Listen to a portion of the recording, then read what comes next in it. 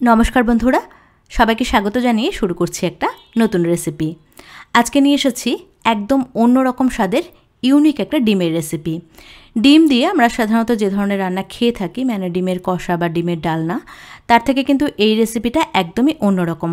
আর রান্না করার প্রসেসটাও একদম অন্যরকম। এটা খুবই অল্প মশলা দিয়ে খুব তাড়াতাড়ি তৈরি হয়ে যায় আর খেতে হয় অসাধারণ। একবার রান্না করলে কিন্তু এটা বারবার করে বানিয়ে খেতে ইচ্ছে করবে। এটা খেতে এতটাই সুস্বাদু হয়। তো রান্নাটা করার জন্য আমি এখানে 4টে ডিম নিয়েছি।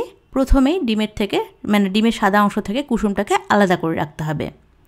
তো একটা চামচ দিয়ে খুব সাবধানে কুসুমটাকে আমি তুলে নিচ্ছি। খুব সাবধানে কাজটা করতে হবে, নাহলে কিন্তু এটা ভেঙে যেতে পারে, আর ভেঙে গেলে কিন্তু ভালো হবে না।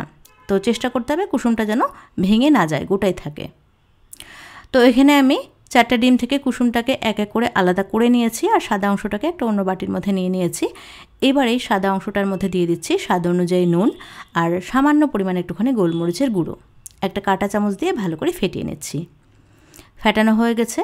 এবার এটাকে আমরা ভেজে নেব। তার জন্য এখানে একটা ফ্রাইং প্যানে 1 টেবিল চামচ তেল প্রথমে খুব ভালো করে গরম করে নিয়ে তারপরে গ্যাসের ফ্লেমটাকে একটু মিডিয়াম হাই হিটে রেখে এই ডিমের মিশ্রণটাকে দিয়ে দিলাম। মোটামুটি 2 থেকে 3 মিনিট মতন অপেক্ষা করেছি মিডিয়াম হাই হিটে। নিচের দিকটা কিন্তু বেশ ভালো করে ভাজা হয়ে গেছে, নিচের দিকটা কালারও চলে এসেছে। তবে উপরটা কিন্তু এখনও পুরোপুরি সেদ্ধ হয়নি, উপরটা কিন্তু এখনও কিছুটা কাঁচা আছে। ঠিক এই অবস্থাতেই ডিমটাকে এরকমভাবে ফোল্ড করে নিতে হবে। আপনারা একটা খুন্তি দিয়ে বা স্প্যাচুলা দিয়ে এরকমভাবে ফোল্ড করে নেবেন। আর ফোল্ড হয়ে গেলে এরকমভাবে ছোটো ছোটো পিস করে এটাকে কেটে নিতে হবে। এটা একদমই সহজ সাধারণ একটা রেসিপি। আসলে এটা বাংলাদেশের খুব জনপ্রিয় একটা ডিমের রেসিপি। খেতে কিন্তু একদম অন্যরকম হয়, খেতে এটা অসাধারণ লাগে। আপনারা অবশ্যই এটা বাড়িতে তৈরি করে খেয়ে দেখবেন, আপনাদের খুব ভালো লাগবে।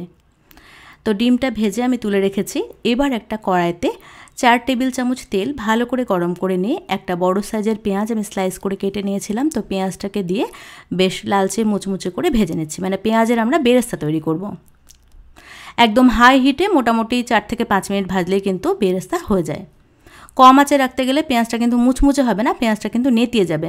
তো একদম হাই আঁচে এটাকে ভাজতে হবে। পেঁয়াজের কালারটা চেঞ্জ হয়ে গেছে, এটাকে এর থেকে বেশি আর ভাজবো না, তাহলে কিন্তু পুড়ে যাবে, বেশি কালো হয়ে যাবে। তো এই ভাজা পেঁয়াজ থেকে অর্ধেকটা পেঁয়াজ আমি তুলে রাখলাম, আর এই কড়াইয়ে যেটুকু পেঁয়াজ আছে তার মধ্যে দিয়ে দিলাম পেঁয়াজ আর আদা বাটা। এখানে একটা বড় সাইজের পেঁয়াজ আর 1.5 ইঞ্চি মতন আদা আমি বেটে নিয়েছিলাম। এই রান্নাতে কিন্তু রসুন যাবে না।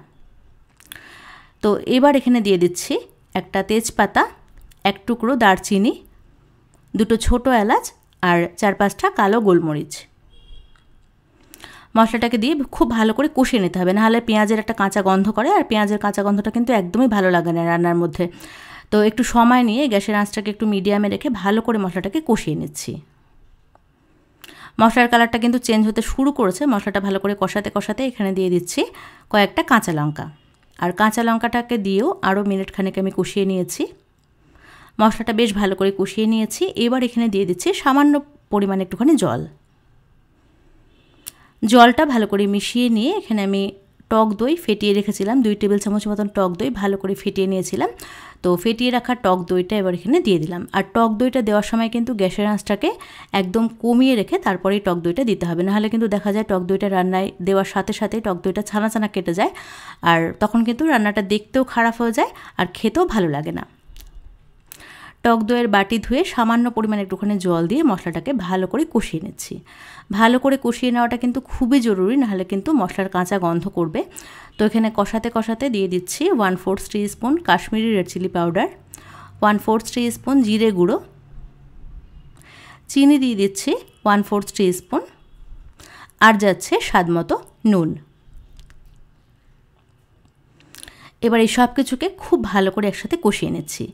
গ্যাসের আঁচটাকে একটু মিডিয়ামে রেখে একটু সময় নিয়ে মশলাটাকে ভালো করে কষিয়ে নিতে হবে।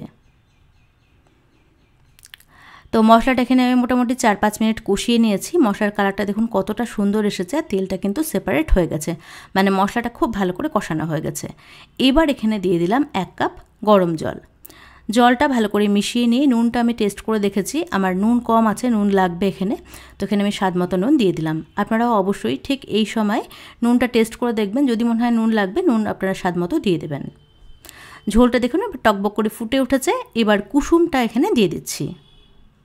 আর কুসুমটা দেওয়ার পরে কিন্তু নাড়াচাড়া করা যাবে না, গ্যাসের আঁচটাকে একদম বাড়িয়ে রেখে এটাকে ঢেকে দিতে হবে জাস্ট 2 থেকে 3 মিনিটের জন্য। 2 থেকে 3 মিনিট ঢাকা চাপা দিয়ে রান্না করলে কুসুমটা একটু শক্ত হয়ে যাবে। তো মোটামুটি 3 মিনিট আমি ঢাকা চাপা দিয়ে রান্না করেছি। এখনও কিন্তু কুসুমটা ভেতরে কাঁচা আছে, তবে উপরটা শক্ত হয়ে গেছে। এবার ভেজে রাখা অমলেটগুলো এখানে এক এক করে দিয়ে দিচ্ছি। তো ভেজে রাখা অমলেটগুলো এখানে দিয়ে দিয়েছি, খুব আলতো হাতে একটুখানি ঝোলের সাথে মিশিয়ে নিলাম। এবার এখানে ভেজে রাখা পেঁয়াজটা দিয়ে দিলাম আর দিয়ে দিচ্ছি ঘি, 1 চামচ ঘি এখানে দিয়ে দিলাম। এবার এই সব কিছুকে ভালো করে একটুখানি মিশিয়ে নিয়ে তারপরে গ্যাসের আঁচটাকে একটু মিডিয়ামে করে এটাকে ঢেকে দেব 4 থেকে 5 মিনিটের জন্য। এটা খুবই অল্প সময়ের মধ্যে হয়ে যায়, খুব বেশি কিন্তু সময় লাগে না, মানে একদমই সময় লাগে না রান্নাটা করতে। আর খেতে হয় একদম অসাধারণ। এটা কিন্তু একদমই অন্যরকম হয় খেতে। সাধারণত ডিম দিয়ে আমরা যে ধরনের রান্না করে থাকি বা খেয়ে থাকি তার টেস্টের থেকে কিন্তু এটা একেবারেই অন্যরকম খেতে। ব্যাস তৈরি করে নিলাম বনেদি বাড়ির স্টাইলে ডিমের শাঁসরাঙা। এর নামটা যতটা সুন্দর, খেতে কিন্তু তার থেকে অনেক বেশি টেস্টি, আর রান্না করা একেবারেই সহজ, সেটা তো আপনারা দেখলেনই। তো কেমন লাগলো আজকের রেসিপি সেটা অবশ্যই কমেন্টস করে জানাবেন, আর ভিডিও ভালো লাগলে একটা লাইক করবেন আর চ্যানেলটাকে সাবস্ক্রাইব করবেন।